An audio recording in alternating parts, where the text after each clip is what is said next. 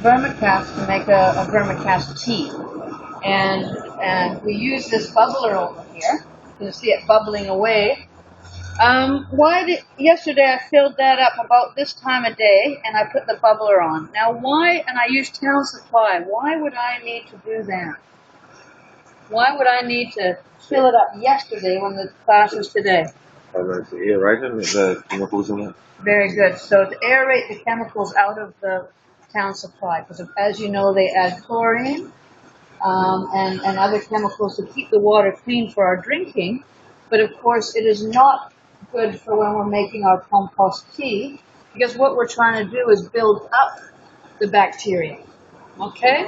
So if we're gonna use chlorinated water, we're just gonna nuke all the good bacteria that we're trying to grow. The compost tea is a really great way of making your compost go further.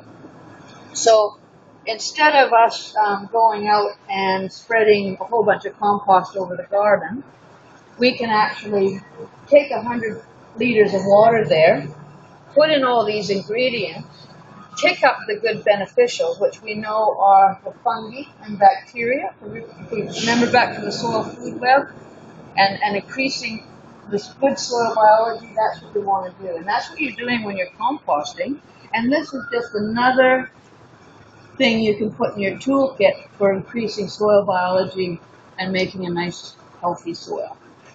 So, as I said, first off, we start with our swanky bubbler.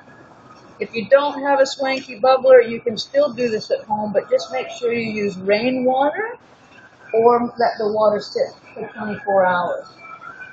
Okay? And if you use it and stir it occasionally and use it fairly quickly, then you will have all that nice biology.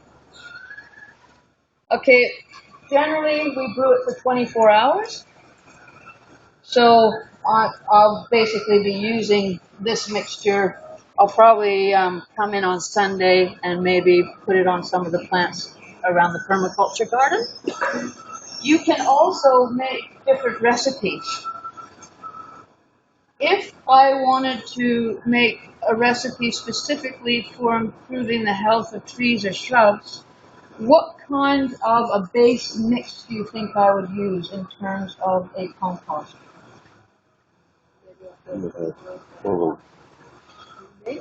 Good. So did you say more woody? Yes, Okay, so we would tend to use the compost that we make here, out the front, because we use a lot of wood chip in that.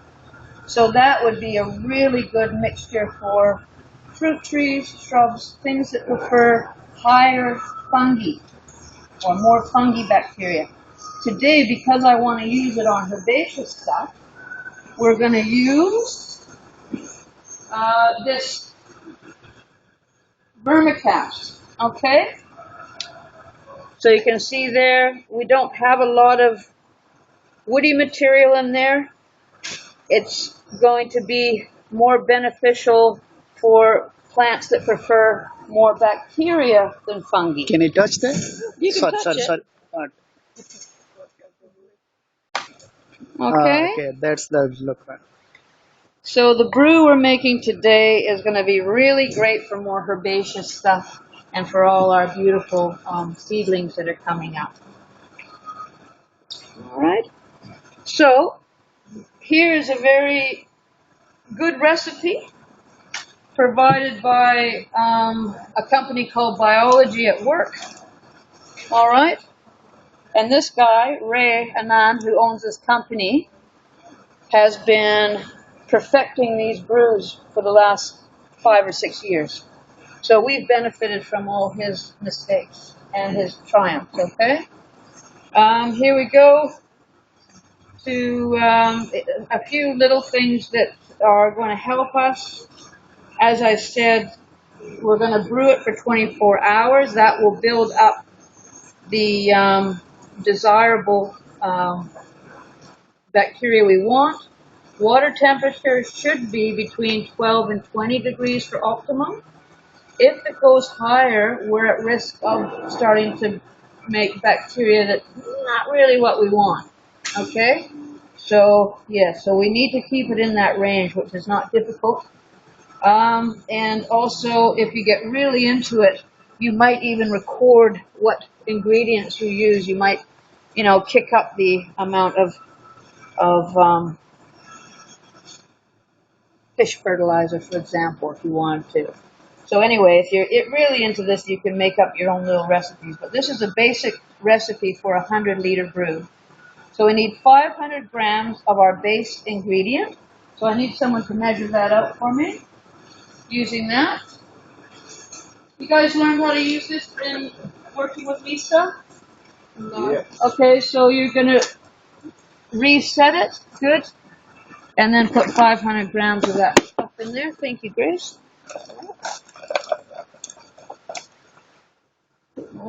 Oops, that worked. Yeah.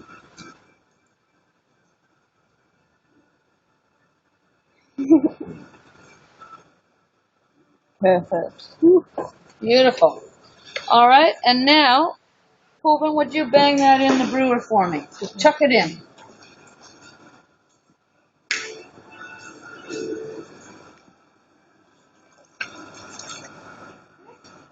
So the next ingredient will be the humates, which provides food for the fungal species. Okay, so take a shot. That would be like fear factor stuff, right? Okay. So next we want the humates, which we've measured 150 mil. And you can see that Carnes is putting it right into the water. At over 24 hours, that will just bubble out of those and come out clean. Like my dishwasher. And finally, we want 100 mil, no, not finally, we want 100 mil of molasses. Should just pop the whole thing in? Yep. Really? You can try and, that's as slow as molasses in January. In Canada, January it's really cold, but here it doesn't make sense. There you go. Yeah. All right. Ooh, it smells good, eh? And finally, Jamie's gonna. It's usually used to prepare wine. Yeah. Molasses. Yeah, in Yeah. India. Okay. Well, the molasses contains carbs, which feed the bacteria and the fungi. So right now, all the bacteria and fungi are going, oh, yum. And over the next 24 hours, they'll just keep increasing until we have this beautiful concoction that will, again, be so beneficial for our plants. And now finally, Jamie's going to put in the fish fertilizer, or fish hydrolysate, which again contains micronutrients and God, that just seemed to really go crazy, didn't it? All right. Okay. It's very strong. Actually, now it is getting mixed, all the things, so that's why it's... Yeah. And so if you didn't have the fish hydrolysate, you could just use seaweed powder. Okay. But it's an either or type of deal. All right. So that's how you do it. And again, from now until the end of the year, if you see a brew on, you could actually bring in like a recycled container, maybe take a bit home and put it on your plants at home and see if you can notice any sort of pickup. Do you dilute it again, or just actually made it? I don't, but you can. But the most important thing is to use it as soon as possible after that 24-hour brewing period. Having said that, some brews are put on for 48 hours, so it just depends. Like once you start really having a good play with it, you might come up with some really awesome recipes and timelines that are particularly suited to certain plants. near the